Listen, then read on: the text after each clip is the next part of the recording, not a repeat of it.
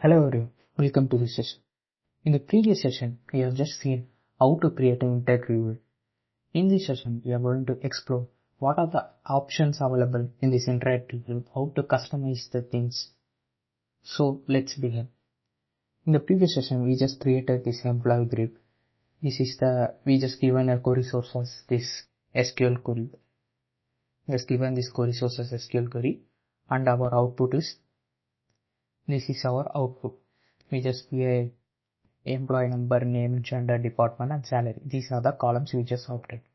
So for example, this above headings, these are came from the query column. Table columns came as a heading here. But here instead of EMPN, I need a full number like employee number.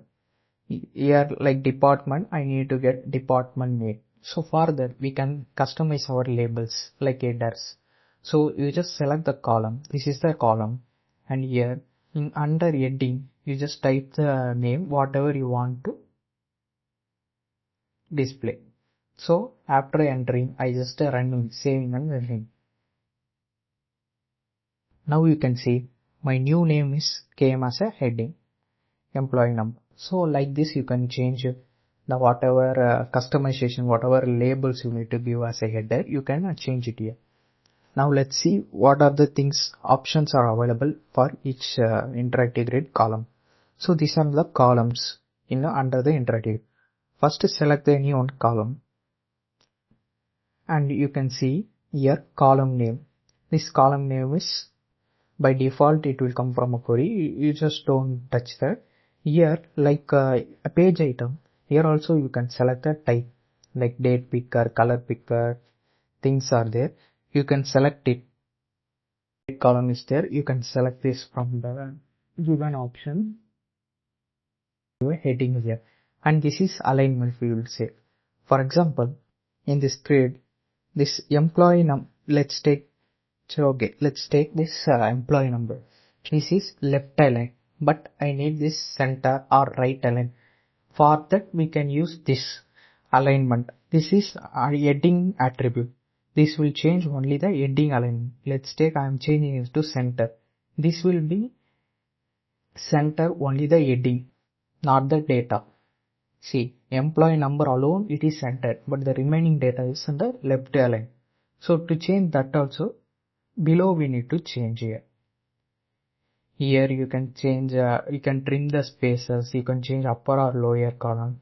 And this is the column settings. Here you can change this column alignment to center alignment. Then your column data also will be center aligned. Here you can see. Now heading also center align and column also center align. So here you can change the column alignments. And here you can give any CSS class, format, mask for any date columns you can give it. And value required if it is must mandatory column like that. So these are the things available for each column. So now we can check the interactive grid level attributes. So click on the interactive grid. Here you can see this name is interactive grid. That is, we can give any other name what we want to show. This will be available only in the home developer page. This title employee info will be available on the runtime. Here you will get the employee info, and type is interactive grid. This is grid source. Suppose this page item to submit is, suppose here I want to pass any condition in where means that condition is under this page item. I need to pass any page item as a condition. For example, I just add a page item for selecting the department. After selecting the department, I need to pass that department to this query. That time we can use this page item to submit, and we can select from the list of page item, and we can use that page item in the query. And this is layout section. Here this parent, body, this and the start new row, this alignments we will see it later. Appearance also we will see it later. Yeah, that's all. This is the thing we can do with the component and Oracle Apex. This is very important component. In future session we will see this actions button. We there are contains many few options. We can explore this action button in the following upcoming sessions. Thank you.